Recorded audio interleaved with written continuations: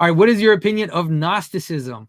One of the problems with people who look at Gnosticism is that, okay, if you read the book by Saint Irenaeus on Gnosticism, it is actually called, I think it's called something like for the overthrow, for the identification and overthrow of the so-called Gnostics, right? And the reason why they're called so-called Gnostics is because the notion of gnosis in Christianity is actually very important. It's a very important aspect of Christianity.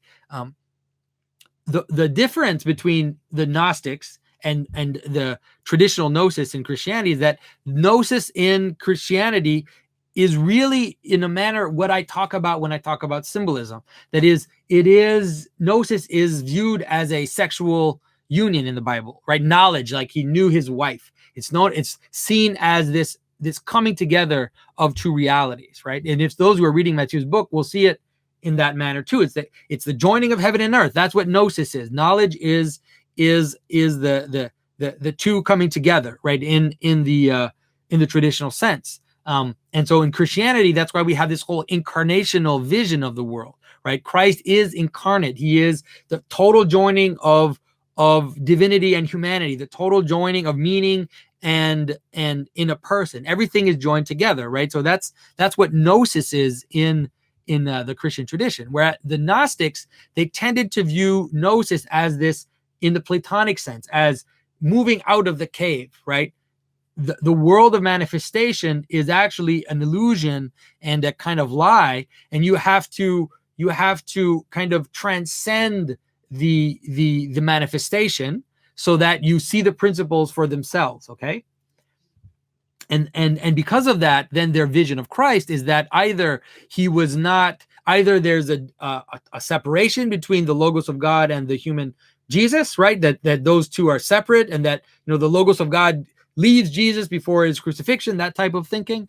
Or you have this idea that Christ was a ghostly figure, that he wasn't fully manifested. You have these images like, his feet didn't touch the ground, or these types of images to say that Christ was not a fully incarnate being. Okay.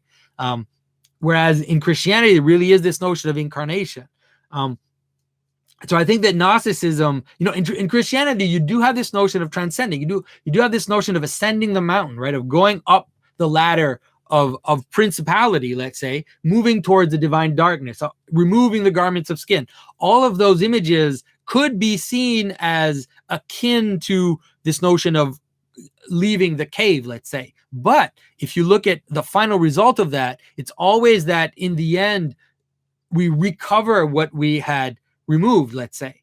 So that as you move into the divine darkness, you find that everything was joined together. You see that in St. Maximus the Confessor. He talks about how as the spiritual person sees the logi, sees the spiritual reasons for things separate from the manifestations, like the particularities, he sees that there's no contradiction between the two, that they actually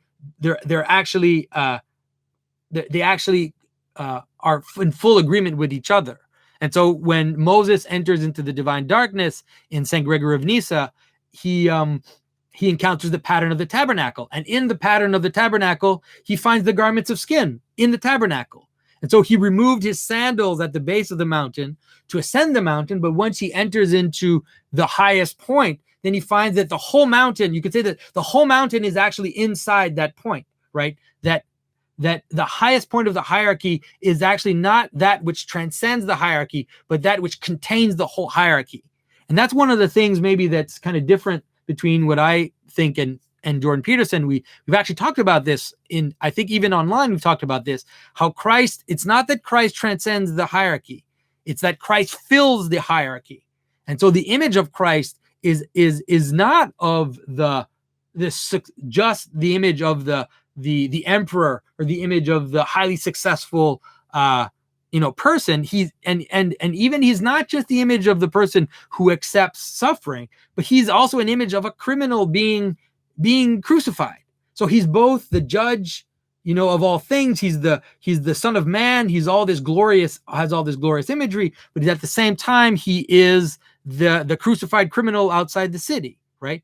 And you see it you can see it in the opposition in the story where Christ goes into the temple, clears out the temple, right? Acts as this holy scourging fire, which purifies everything. But then he's taken outside the city and he's crucified. So it's like, bang, those two radical opposites just jam together. And Christ always manifests that fullness of the hierarchy, where he's both the top of the hierarchy and the bottom of the hierarchy at the same time, right? And then he says, right, that he says the Alpha and the Omega, right? I am the beginning and the end. And he also says that those two things are related to each other, that there's a connection between the beginning and the end, right? You know, you see it in that snake eating its tail. All right.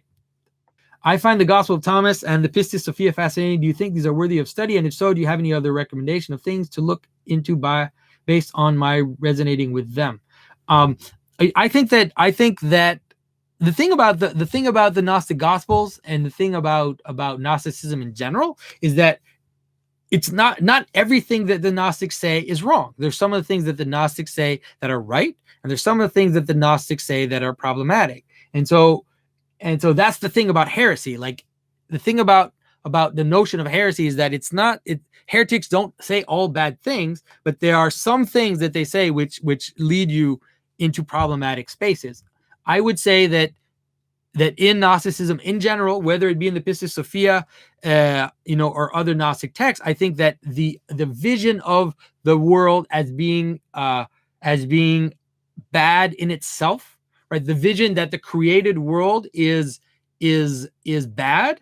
I think that is anathema. Like, I think that is a serious problem, and it leads to major philosophical problems and major existential problems, right? So this idea of, this notion of the hierarchy of the aeons, and that, the lowest aeon fell or commingled with something else, and then that product of that was the God of the Bible, and that the Bible created the world, and that Yahweh then created the world in opposition to the aeons. That type of thinking, where the world is itself corrupt, is itself bad, is itself evil, I think that is a very dangerous doctrine. And